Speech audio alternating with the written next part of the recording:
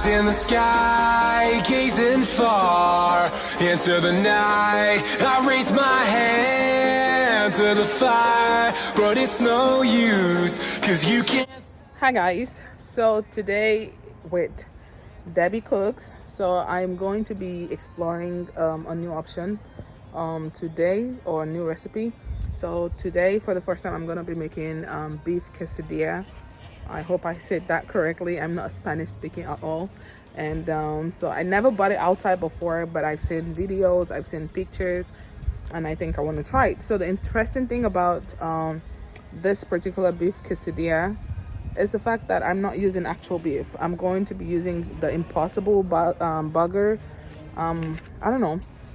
Well, I say buggy meat. So there you go. Impossible burger. It's plant-based basically, so it's like there's no form of animal in here, but it's supposed to be like meat. It's supposed to be like the meat you use for burger patty and stuff like that. So I'm gonna be using this for my quesadilla. So let's see how that goes. All right, stay tuned guys.